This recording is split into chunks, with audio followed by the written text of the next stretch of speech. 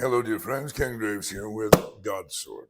It's Friday night, September 20th, the year 2024, and our final chapter of the prophecy from Amos is open before us.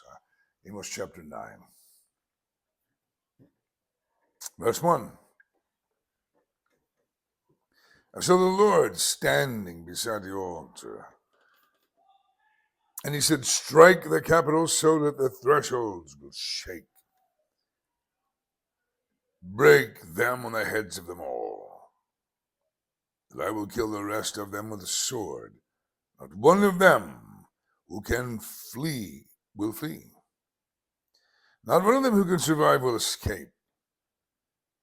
And though they dig into Sheol, from there will my hand take them. Though they ascend to heaven, from there will I bring them down. Though they hide on the top of Carmel, from there I will search them out and take them. And though they conceal themselves from my eyes on the floor of the sea, from there I will command the serpents, and it will bite them." This is truly God. In Amos's vision, God getting directly and personally involved in the judgment. And in bringing the judgment, God is actually the one who is giving the commands. The command, obviously, is not to Amos. The command, no doubt, is actually to the watchers, to the angels who do his bidding. And after all, what he commands is a task beyond any mere mortal. Strike the capital, strike the doorpost of the pagan temples. I believe that it is legitimate for us to understand that God has already indicted, as we saw just in our study yesterday, Dan and Beersheba and the pagan religion that had been established by the northern kingdom. And so here, strike the doorpost so the thresholds will quake. Break them, cave them in on the heads of them all. God said, "I'll kill the rest with the sword." And then he goes on to speak very poetically about how you can run, but you can't hide. There's nowhere to go. And truthfully, there is nowhere to go to try to get away from God. Even the very floor of the ocean, even the very depths of the sea, God has his reach extends all the way to there. I will command the serpents, and it will bite them. And then in verse 4, though they go into captivity before their enemies, from there I will command the sword that it killed them, and I will set my eyes against them for evil and not for good. And this is the very thing that he warned in Deuteronomy chapter 28. The very same God who promised blessing also warned of cursing, and how it could actually come about that God could be against them, the covenant people, against them for evil and not for good. Verse 5, now the Lord Yahweh of hosts, the one who touches the land so that it melts, and all those who inhabit it mourn, and all of it rises up like the Nile and subsides like the Nile of Egypt. The one who builds his upper chambers in the heaven, who has founded his vaulted dome of the earth, the one who calls for the waters of the sea and pours them out on the face of the earth, Yahweh is his name.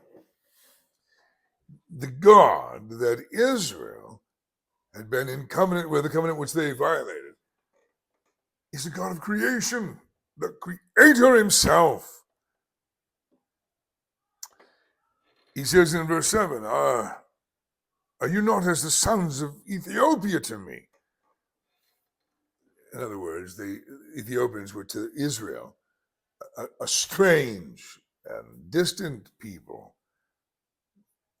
God is saying, are you not that to me now? A strange and distant people is what you've become. Have I not brought up from Israel?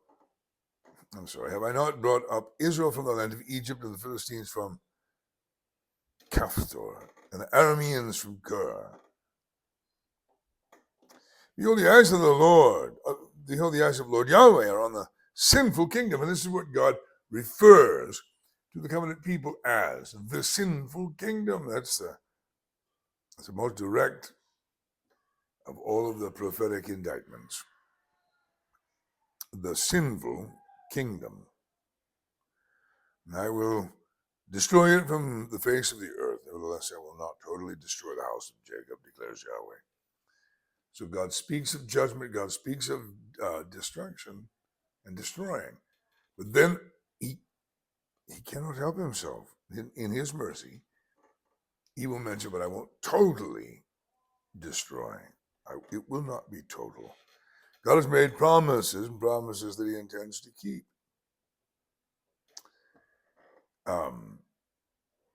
Nevertheless, I will not totally destroy the house of Jacob, declares Yahweh. Verse 8 and verse 9. Behold, I am commanding him. I will shake the house of Israel among all nations as grain is shaken in a sieve. But not a kernel will fall to the ground. All the sinners of my people will die by the sword. Those who say, the calamity will not overtake or confront us. Violent shaking is coming, like grain in a sieve, being sifted. It involves violent shaking up and down, sideways.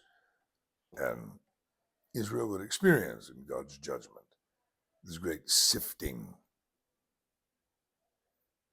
In that day, verse 11 says, I will raise up the fallen booth of David and wall up its breaches.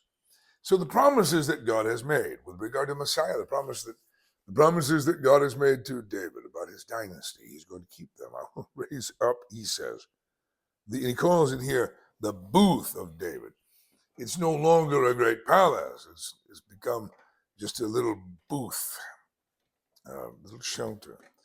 God said he will wall up its breaches.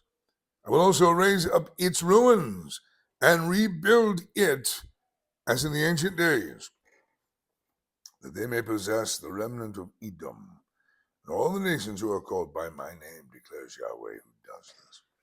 So God has a future plan for the house of David and by extension, the nation that David's descendant Messiah will reign over. God has a plan. Verse 13, behold, the days are coming, declares Yahweh, when the plowman will overtake the reaper, and the treader of grapes, him who sows seed. The mountains will drip sweet wine, and all the hills will melt. There's a time of prosperity. God hardly can speak of judgment without ending on a note of hope for the hearer through his prophets.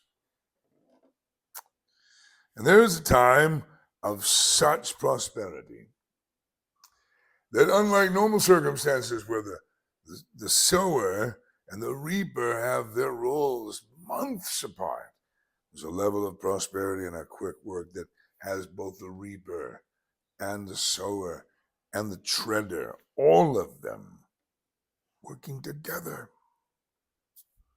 The other days are coming. And the plowman will overtake the reaper and the treader of grapes, him who sows seed. When the mountains will drip sweet wine, all the hills will melt. Also I will restore the captivity of my people, Israel, and they will rebuild the desolate cities and live in them. Now, God has a number of times through history allowed them to be taken away and then brought them back again to the land of promise. This, though, ultimately has its fulfillment in the kingdom age. They will also plant vineyards and drink their wine, and make gardens and eat their fruits.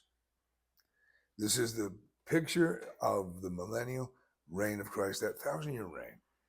The prophetic language always comes back to the food. Even as the prophet Isaiah said, they'll beat their swords into plowshares and their spears into pruning hooks. They'll learn war no more. They'll redirect all of the energy that has been spent through human history, that has been spent on war. All of that will be spent on growing and enjoying food, feasting, a perpetual feast. Oh, I live for this. They will also plant gardens and drink their wine, and make gardens and eat their fruit. They will also plant them on their land, and they will not again be uprooted from their land which I have given them, says Yahweh, your God. So clearly that's a prophecy that could only be fulfilled in the millennium, because they have, in fact, been driven from their land. Since Amos wrote this, they've been brought back, they've been driven out. So the bringing them back, planting them on their land, this portion of this prophecy clearly looks forward to the reign of Christ. God will raise up the fallen booth of David. It is Yeshua, Jesus of Nazareth, son of David, who happens to actually be David's creator in human form. Praise to his name. So even with the message that Amos was to deliver,